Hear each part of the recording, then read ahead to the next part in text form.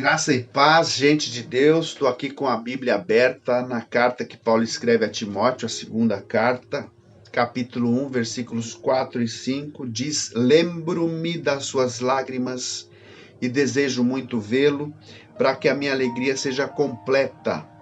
Recordo-me da sua fé não fingida, que primeiro habitou em sua avó Lóide e em sua mãe Eunice. Estou convencido de que também habita em você.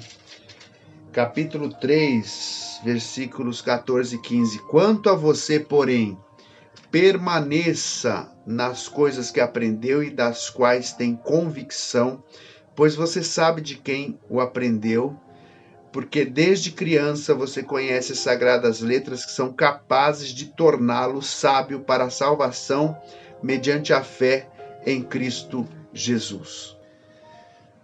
As mulheres exercem papel fundamental na vida das famílias. Ao longo da nossa história, nós conhecemos muitas casas de pessoas cujas mães não se preocupavam com seus filhos.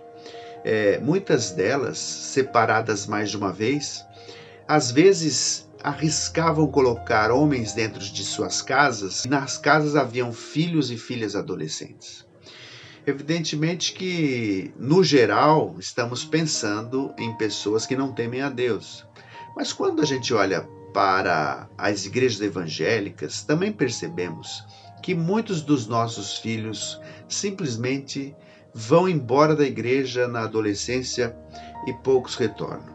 Bom, com isso eu também não estou afirmando que temos o controle sobre a conversão dos nossos filhos. Não.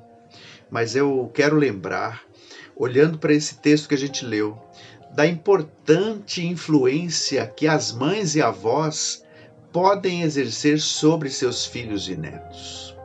Timóteo é um nome grego, sua mãe é judia, seu pai possivelmente não era judeu, tanto que quando ele vai participar de uma viagem missionária com Paulo, ele passa pela circuncisão, porque ele é auxiliar do apóstolo. Mas ainda que seu pai não fosse judeu ou mesmo cristão, a gente não sabe, sua avó e sua mãe eram judias que se converteram a Cristo com a pregação de Paulo, na primeira viagem missionária que ele fez. E assim, essa casa que já temia ao Deus de Israel, uma vez que abraça a fé em Cristo, orientava seus filhos naquela fé, com o ensino dos apóstolos e com a literatura do Antigo Testamento. Bom, sendo sucinto, sendo prático, olhando para esse texto, eu posso extrair para a gente algumas lições. Paulo diz que se lembra das lágrimas de Timóteo, mas que guarda a recordação da sua fé sem fingimento, herança de Lóide e de Eunice. O medo que Timóteo tinha em relação ao seu ministério, ele mostra isso quando ele chora, através das suas lágrimas, Esses medos não são maiores do que a fé que Timóteo tem, uma fé sem fingimento, herdada da sua mãe e da sua avó. Pense comigo, você que é mãe e que é avó, saiba que a sua fé, as suas orientações aos seus filhos e netos, o temor a Deus que você revela dentro de casa ao tomar suas decisões, ao aconselhar pessoas, ao orientá-los, esses elementos são guardados dentro do coração dos seus filhos e netos.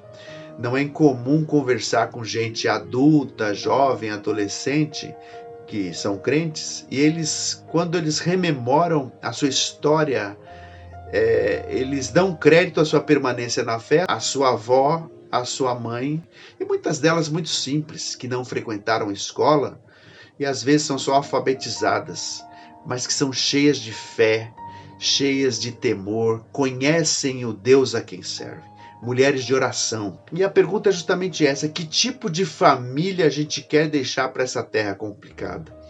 Gente que teme a Deus, que se desvia do mal, que faz diferença para a sociedade, ou o contrário? Isso começa dentro de casa.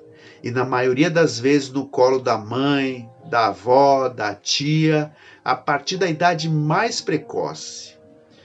No caso de Timóteo, o resultado disso é que ele se torna um pastor de um conjunto de igrejas na cidade de Éfeso. Uma grande responsabilidade.